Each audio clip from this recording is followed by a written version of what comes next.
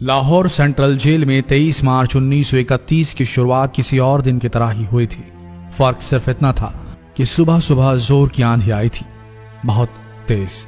लेकिन जेल के कैदियों को थोड़ा अजीब सा लगा जब 4 बजे ही वार्डन चरत सिंह ने उनसे आकर कहा कि वो अपनी अपनी कोठरियों में चले जाएं। उन्होंने कारण नहीं बताया था। उनके मुंह से सिर्फ ये निकला कि आदेश ऊपर से है। अभी कैदी सोच ही रहे थे कि माजरा क्या है। जेल का नाई बरकत हर कमरे के सामने फुसफुसाते हुए गुजरा कि आज रात भगत सिंह, राजगुरु और सुखदेव को फांसी दी जाने वाली है। उस क्षण की निश्चिंता ने उनको झकझोर कर रख दिया। कैदियों ने बरकत से मनुहार की कि वो फांसी के बाद भगत सिंह की कोई भी चीज जैसे पेन, कंघा या घड़ी उन्हें ला कर दें ताकि वो अपने पोते पोतियों को बता सकें कि कभी वो भी भगत सिंह के साथ जेल में बंद थे। बरकत भगत सिंह की कोठरी में गया और वहां से उनका पेन और कंघा ले आया। सारे कैदियों में होड़ लग गई कि किसका उस पर अधिकार हो। आखिर में ड्रॉ निकाला गया, लाहौर कॉन्स्पिरेसी केस। अब सब कैदी चुप हो चले थे। उनकी निगाहें उनकी कोठरी से गुजरने वाले रास्ते पर लगी हुई थी। भगत सिंह उनके साथ फांसी पर लटकाए जाने के लिए उसी रास्ते से गुजरने वाले थे। एक बार पहले जब भगत सिंह उसी रास्ते से ले जाए जा रहे थे तो पंजाब कांग्रेस के नेता भीमसेन सच्चर ने आवाज ऊंची कर उनसे पूछा था, आप और आपके साथियों ने लाहौर कॉन्स्पिरेसी केस में अपना बचाव क्यों नहीं किया? भगत सिंह का जवाब था, इनकलाबियों को मरना ही होता है क्योंकि उनके मरने से ही उनका अभियान मजबूत होता है, अदालत में अपील से नहीं। वार्डन चरत सिंह भगत सिंह के खैर ख्वाह थे और अपनी तरफ से जो कुछ बन पड़ता था उनके लिए किया करते थे।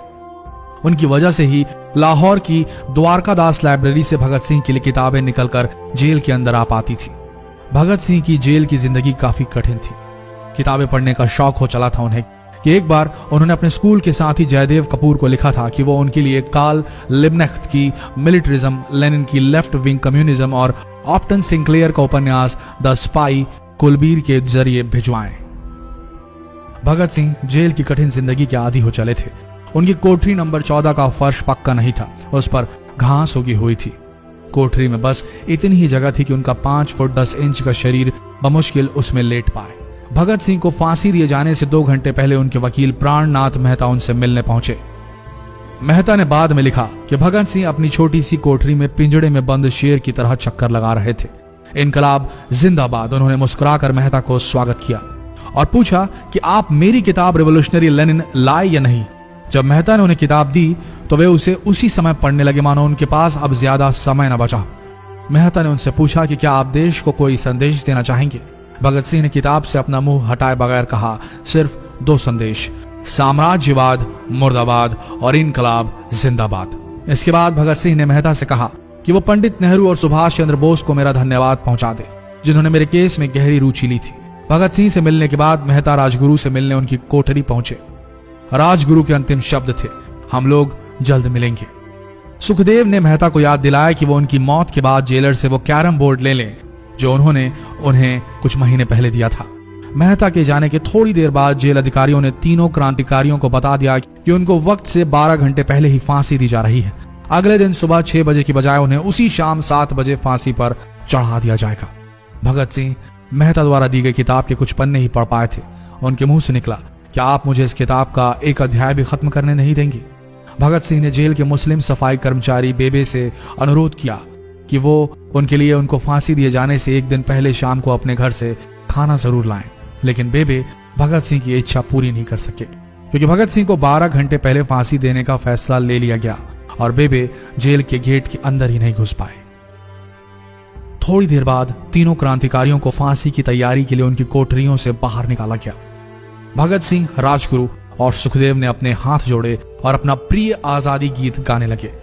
कभी वो दिन भी आएगा कि जब आजाद होंगे हम, या अपनी ही जमीन होगी या अपना आसमान होगा। फिर इन तीनों का एक एक करके वजन लिया गया। सबके वजन बढ़ गए थे। इन सब से कहा गया कि अपना आखिरी स्नान करें। फिर उनको काले कपड़े पहनाए गए लेकिन उनके चेहरे खुले रहने दिए गए। चरत सिंह ने भगत सिंह के कान में फुसफुसा कर कहा कि वाहे गुरु को याद करो। फांसी का तख्ता भगत सिंह लिए बोले, पूरी जिंदगी मैंने ईश्वर को याद नहीं किया। असल में मैंने कई बार गरीबों के कलेश के लिए ईश्वर को कोसा भी है। अगर मैं अब उनसे माफी मांग लूं तो वो कहेंगे कि इससे बड़ा डरपोक कोई नहीं। इसका अंत नजदीक आ रहा है, इसलिए ये माफी मांग रहा है। जैसे ही जेल की घड़ी ने 6 बजाया, कैदियों ने दूर से आती कुछ पद चांपें सुनी। उनके साथ भारी बूटों के जमीन पर पड़ने की आवाजें भी आ रही थी। साथ में एक गाने का भी दबा स्वर सुनाई दे रहा था, सरफरोशी की तमन्ना अब हमारे दिल में है। सभी को अचानक जोर जोर से इनकलाब जिंदाबाद और हिंदुस्तान आजाद हो के नारे सुनाई देने लगे।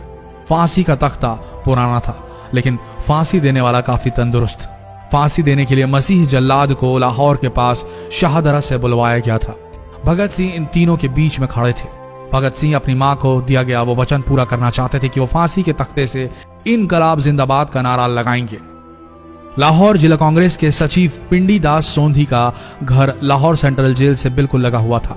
भगत सिंह ने इतनी जोर से इनकलाब जिंदाबाद का नारा लगाया कि उनकी आवाज सोंधी के घर तक सुनाई दी। उनकी आवाज सुनते ही जेल के दूसरे कैदी भी नारे लगाने लगे। तीनों युवा क्रांतिकारियों के गले में फांसी की रस्सी डाल दी गई, उनके हाथ और पैर बांध दिए गए। तभी जल्लाद ने पूछा, सबसे पहले कौन जाएगा? सुखदेव ने सबसे पहले फांसी पर लटकने की हामी भरी। जल्लाद ने एक एक कर रस्सियां खींची और उनके पैरों के नीचे लगे तख्तों को पैर मारकर हटा दिया। काफी देर तक उनके शव तख्तों से लटकते रहे। अंत में उन्हें नीचे उतारा गया और वहां मौजूद डॉक्टरों लेफ्टिनेंट कर्नल जे नेल्सन और लेफ्टिनेंट कर्नल NS सोंधी ने उन्हें मृत घोषित किया। एक जेल अधिकारी पर फांसी का इतना असर हुआ कि जब उससे कहा गया कि वो मृतकों की पहचान करें तो उसने ऐसा करने से इनकार कर दिया। उसे उसी जगह पर निलंबित कर दिया गया अंग्रेजों द्वारा। एक जूनियर अफसर ने यह काम अंजाम दिया। पहले योजना थी कि इन सब का अंतिम संस्कार जेल के अंदर ही किया जाएगा, लेकिन फिर यह विचार त्यागना पड़ा जब अधिकारियों को आभास हुआ कि जेल से धुआं उठते देख बाहर खड़ी भीड़ जेल पर हमला कर सकती है। इसलिए जेल की पिछली दीवार तोड़ी गई। उसी रास्ते से ट्रक जेल के अंदर लाया गया और उस पर बहुत अपमानजनक तरीके से उन शवों को एक सामान की तरह लाद दिया गया। पहले तय हुआ था कि उनका अंतिम संस्कार रावी के तट पर किया जाएगा, लेकिन रावी में पानी बहुत ही कम था, इसलिए सतलज के किनारे शवों को जलाने का फैसला लिया गया। उनके पार्थिव शरीर को फिरोजपुर के पास सतलज के किनारे लाया गया। तब तक रात के 10 बज चुके थे। इस बीच उप पुलिस अधीक्षक कसूर सुदर्शन सिंह कसूर गांव से एक पुजारी जगदीश अचरज को बुला लाए। अभी उनमें आग लगाई ही गई थी कि लोगों को इसके बारे में पता चल गया। जैसे ही ब्रितानी सैनिकों ने लोगों को अपनी तरफ आते देखा, वो शवों को वहीं छोड़कर अपने वाहनों की तरफ भागे। सारी रात गांव के लोगों ने उन शवों के चारों ओर पहरा दिया। अगले दिन दोपहर के आसपास जिला मजिस्ट्रेट की दस्तखत के साथ लाहौर के कई इलाकों में नोटिस चिपकाया गया, जिसमें बताया गया कि भगत सिंह, सुखदेव और राजगुरु का सतलज के किनारे हिंदू सिख रीति से अंतिम संस्कार कर दिया गया है।